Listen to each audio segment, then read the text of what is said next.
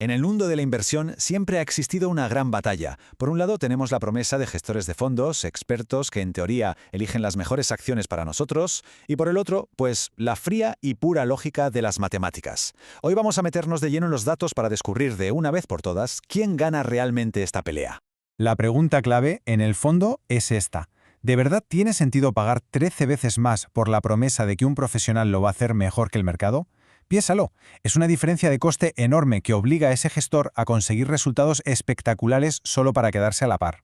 Y aquí vemos la escala del problema. Un fondo activo típico en España te puede cobrar un 2,35% al año. Es lo que se llama el TER, el ratio de gastos totales. En cambio, un fondo pasivo o indexado, apenas un 0,18%. Esa diferencia, ese 2,17% que parece poco, es en realidad un muro que el gestor tiene que saltar cada año, antes siquiera de empezar a generar un céntimo de beneficio extra para ti. Es un lastre constante. Y aquí está, el dato que lo cambia todo y el verdadero centro de este análisis. Según los estudios SPIV, que son la referencia en este campo, a lo largo de 15 años, casi 9 de cada 10 fondos de gestión activa fracasan en su único y principal objetivo, hacerlo mejor que el mercado. La pregunta es, ¿cómo es posible que esta promesa falle de una forma tan bestial y sistemática? Bueno, para entenderlo, hay que ver las dos filosofías que se enfrentan. La gestión activa es el intento de ser más listo que el mercado. Tienes a un equipo de expertos tomando decisiones, comprando, vendiendo. La gestión pasiva, por otro lado, parte de la base de que batir al mercado de forma constante es casi imposible. Así que su objetivo es mucho más humilde, replicar lo que hace el mercado, pero con el menor coste posible. A ver, la gestión activa no es ninguna tontería. Detrás hay un trabajo de análisis enorme. Se estudian balances de empresas, gráficos, tendencias de la economía global. Es un esfuerzo a tiempo completo que hacen profesionales muy cualificados.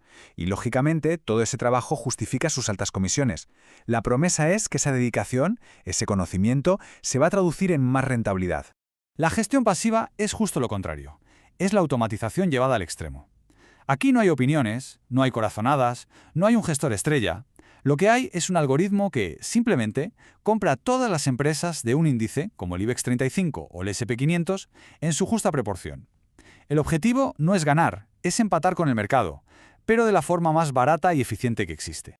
Vale, suficiente teoría. Vamos a las pruebas de verdad. Y para eso no hay nada como el informe SPIVA de Standard & Poor's. Es el estudio más completo, respetado y con más años de datos sobre este tema. Podríamos decir que es el árbitro imparcial y definitivo en este debate. Y los datos para el mercado español son sencillamente demoledores. En un periodo de 15 años, casi el 89% de los fondos de bolsa española no consiguieron superar al IBEX 35. Paremos a pensar un segundo en lo que esto significa. La inmensa mayoría de la gente pagó comisiones muy altas para acabar ganando menos de lo que habrían conseguido con un simple fondo que se limitaba a copiar el índice. Claro, la reacción lógica es pensar, vale, pues intento elegir uno de ese 11% que sí lo hizo bien. El problema es que esa frase que leemos en todos los folletos es la pura verdad. Los ganadores de ayer no tienen por qué ser los de mañana. Los estudios demuestran que la persistencia, o sea, la capacidad de un gestor de ganar año tras año, es prácticamente nula. Elegir un fondo por lo bien que lo hizo en el pasado es estadísticamente como tirar una moneda al aire. Entonces, ¿por qué este fracaso tan masivo? No es porque los gestores sean tontos o no sepan hacer su trabajo. Al contrario, son gente brillantísima. El problema es que están luchando contra unas matemáticas que son implacables. Las causas se van sumando. Primero, la barrera de los costes, que ya hemos visto. Segundo, los mercados son muy eficientes. Cualquier noticia se refleja en los precios en segundos. Es casi imposible tener ventaja. Tercero, la competencia es brutal. No compiten contra aficionados, sino contra miles de otros expertos igual de listos. Cuarto, los costes ocultos de comprar y vender mucho, lo que se llama rotación de cartera. Y quinto, la pura imposibilidad de adivinar qué va a hacer el mercado. Todo esto junto crea la tormenta perfecta. Y es en el largo plazo donde esta diferencia se vuelve salvaje. Imagina una inversión de 10.000 euros iniciales más 300 al mes. Esa diferencia en la rentabilidad neta, después de quitar las comisiones, crea dos futuros financieros completamente distintos. En 30 años, lo que parecía un pequeño porcentaje se ha convertido en un abismo de dinero. Quédate con esta cifra, 115.000 euros. Ese es el dinero que un inversor podría dejar sobre la mesa simplemente por haber elegido la opción más cara. Es el coste real tangible de la promesa rota de la gestión activa para una persona normal a lo largo de su vida. Pero bueno, vamos a dejar los promedios y las simulaciones. Vamos a ver cómo se traduce esto con productos reales, con nombres y apellidos, fondos que cualquier persona en España podría haber contratado en su banco de toda la vida. Primer caso. Un fondo muy conocido de bolsa española de un gran banco frente a un simple y aburrido fondo indexado al IBEX 35.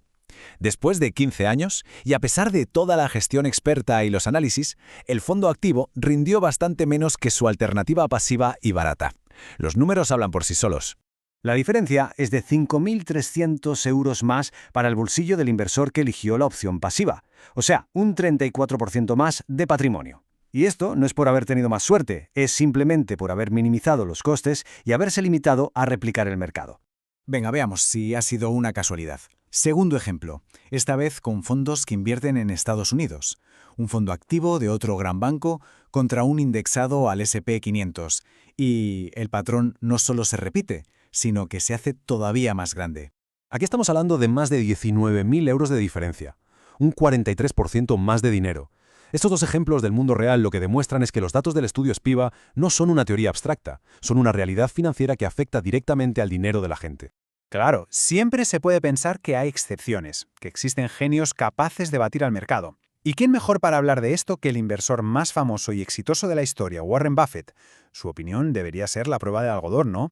Pero antes, una pregunta. Si la evidencia es tan abrumadora, ¿por qué la gente sigue cayendo en la trampa de la gestión activa? La respuesta en realidad está en nuestra propia psicología. Nos atrae la idea de que alguien está al mando, nos da una ilusión de control. Tenemos un exceso de confianza y creemos que vamos a ser capaces de elegir a los ganadores. Y sobre todo, nos encantan las historias, la narrativa del gestor genio, mucho más que los datos fríos y aburridos. Pues bien, Buffett no solo opina, sino que apuesta su propio dinero. Hizo una famosa apuesta de $1 millón. Defendió que un simple fondo indexado al S&P 500 ganaría a una selección de los mejores y más caros hedge funds del mundo durante 10 años. El resultado fue un caos técnico. La simplicidad y los bajos costes aplastaron por completo a la supuesta sofisticación de la élite de la inversión. Y esta es la prueba definitiva. Son las instrucciones literales que Warren Buffett dejó por escrito para que se gestione la herencia de su propia mujer. El mayor inversor de todos los tiempos no recomienda buscar al próximo genio. Recomienda la estrategia más simple y barata que existe. Sinceramente, no se me ocurre un respaldo más poderoso que este. Y lo mejor es que aplicar esta filosofía es increíblemente fácil. Con solo 2 fondos indexados de bajo coste, uno de acciones de todo el mundo y otro de bonos globales, se puede construir una cartera perfectamente diversificada. Y todo por una diminuta fracción de lo que cuesta un solo fondo de gestión activa. Es simple, es eficaz y, lo más importante, se basa en décadas de evidencia. Al final, toda la evidencia matemática, todos los datos históricos y hasta el consejo del mayor experto de todos los tiempos apuntan en la misma dirección. Y esto nos deja con una pregunta final casi obligada. Si la persona que mejor ha sabido batir al mercado elige para su propia familia la opción más simple y barata, ¿por qué el resto de nosotros deberíamos buscar algo diferente?